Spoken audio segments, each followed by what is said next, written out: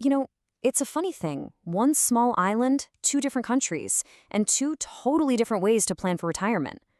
That's the reality right here in Ireland. So if you've ever worked on either side of the border, you really need to understand how this all works. In this explainer, we're going to break it all down for you. So let's just ask the question straight up. If you work here, on this island, do you really know how you're going to retire? Are you clear on the rules, the ages, the contributions? Because it all changes depending on where you're standing.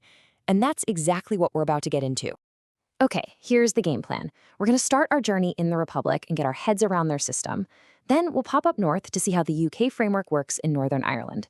After that, we'll put them head to head for a proper comparison, and we'll finish up with the key things you absolutely need to remember. Right then, let's kick things off south of the border. We're going to dive into the nuts and bolts of the Irish pension system, which at its heart is all built on the social insurance you pay throughout your entire working life.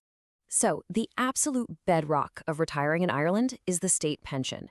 This is a weekly payment you get from the government, and right now it kicks in at age 66. But, and this is important, it's not a given. It's something you have to earn through years and years of contributions. And what are those contributions called? Well, they're known as PRSI, which stands for Pay-Related Social Insurance. The easiest way to think about PRSI is like, well, it's the currency for your state pension. Every single time you get a pay slip and you see that little deduction, you're basically buying credits for your future. So, how you actually build this thing up? It's a pretty clear path, really. You get a job, you start paying your PRSI. Now, to get any kind of contributory pension, you need at least 520 weeks worth. That's about 10 years. But if you want the full, fat, maximum rate pension, you're aiming for something closer to 40 years of contributions. Then, once you hit 66, you can put your hand up and claim what you've earned. Okay, but there's a bit more to it than that. The system has some interesting features. First, you've got some flexibility. You can actually choose to wait to defer your pension until you're 70, and if you do, you'll get a bigger weekly payment for the rest of your life. Pretty cool. Second, there's a safety net. If you don't have enough PRSI, there's a means-tested pension.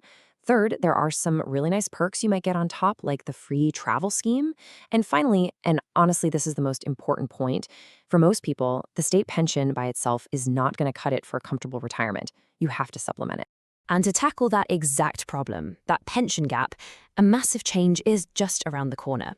Starting in 2026, a new thing called the My Future Fund is going to automatically sign up most private sector workers into a pension scheme. This is a huge deal. You'll contribute, your employer will contribute, and the state will chip in too. The whole idea is to make saving for retirement the default, not the exception. All right, let's head north now and see how things are different. Retirement in Northern Ireland falls under the main UK system. The basic idea is exactly the same. You contribute while you work to get a pension later. But as you're about to see, the devil is really in the details. So up here, instead of PRSI, the system is funded by what's called National Insurance Contributions, or NICs. It's the exact same concept, really. It's money that comes out of your salary and it builds up your right to get the UK state pension. It's just a different name for a very, very similar thing. Now, here's a number you really need to remember. For the UK system, 35. To get the full new state pension, you'll generally need 35 qualifying years of national insurance contributions. That's the magic number. And just like in the Republic, you usually need a minimum of 10 years to get any kind of payment at all. And this is one of the biggest differences between the two systems. Right now, the pension age is 66 in both places, but look at the UK's plan. It's already scheduled to go up to 67 by 2028, and there are plans to push it to 68 down the line. That's a really critical thing to factor into your long-term planning. And here's another major contrast. Remember that My Future Fund auto-enrollment we just talked about? The one coming to Ireland in 2026? Well, in Northern Ireland, a very similar system has been up and running and working pretty well for years now. It's just a standard part of having a job, which makes having a workplace pension the norm, not the new thing.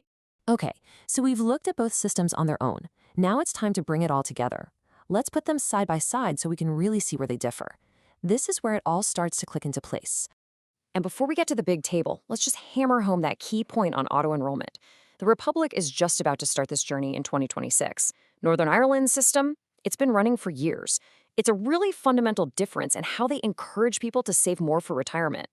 Okay, this table lays it out perfectly. Look at the state pension age. It's 66 for now in Ireland, but you can see it's actively rising in the UK.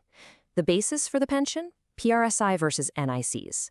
Supplemental saving? Just getting started in the Republic, but already well established in the North. And finally, those safety nets. They have different names, non-contributory pension versus pension credit, but they do a similar job, providing support based on your income and savings, or what's called means testing. So, we've gone through a lot of detail. What are the things you absolutely, positively have to take away from all this? Let's boil it all down. Here's the bottom line. First, both systems are built on the same idea. You pay social insurance to get a state pension. Second, and this is so important, in both places, you can't just rely on the state. A private or workplace pension is absolutely essential. Third, the UK pension age is going up faster, which is a big deal for planning. And finally, and this is great news, if you've worked in both places, your contributions don't just disappear.